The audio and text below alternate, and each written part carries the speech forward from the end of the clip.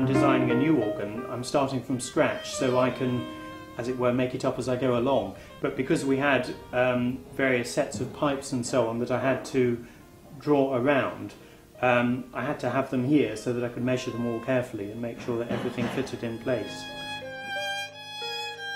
Well, this is the internal structure of the organ itself. The parts that you see painted in green are the original parts, and they were painted originally, so we've repainted them again just to give them a fresher look. All the oak pieces that you see here are all new. So basically the front half of the organ internally is actually new, because we had to make a new soundboard, which is this section here, for the great organ, which is the lower keyboard, and therefore all the action inside had to be new as well. It's a mechanical linkage system through to the keyboards, and you can see where the old action meets the new action up on the swell organ there, for instance.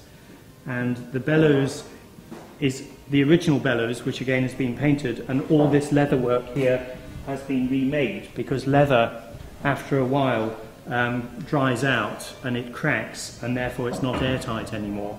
So we had to renew all of that. Good leather, well, original leather, the way they used to do the tanning, would last maybe 40 or 50 years.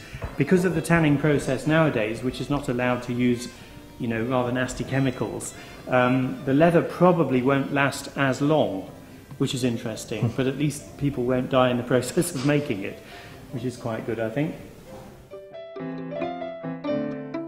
This is one of the original pipes from the swell organ, and the metal was so corroded up here that as a temporary measure someone's bound paper all around it and stuck it all together to try and make it sound.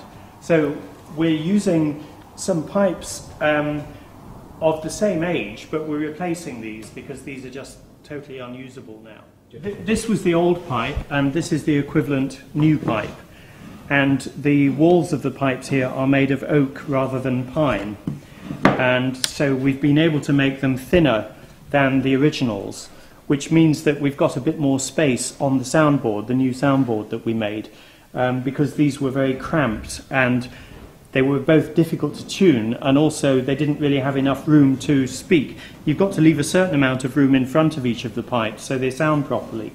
So if I blow this one, that's the noise it makes, but if you cramp it and have another pipe too close, you see it impedes the sound, and it also means that the tuning is changed as well. So it was much better that we can make new pipes. But they all match the same internal dimensions as the originals, so they will have a similar sort of sound. These are the original keys, and the playing action was very heavy before, because the ratio of leverage between the front of the key and the back of the key, as you can see here, is more or less equal. And in fact, the ratio should change, so that if the playing touch depth is about 10 millimeters, the action at the back only needs to move between 6 and 8 millimeters. So when you're playing it, you're supposed to have a mechanical advantage, but in these keys you had no advantage at all. So the keyboards were very heavy to play. So we're making new keyboards now, and we're changing these ratios.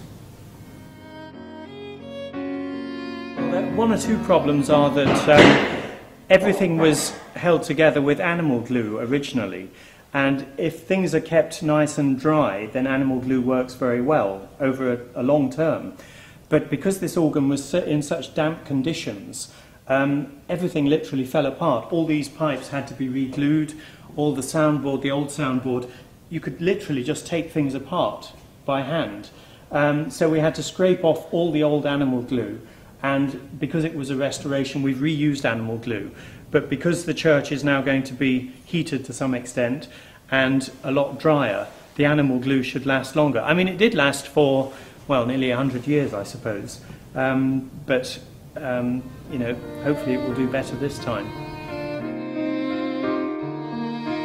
We took the organ out in August of this year, and it's scheduled to go back in at the beginning of June, and then it will take about a month to finish the organ, assemble it and tune it and so on in the building itself.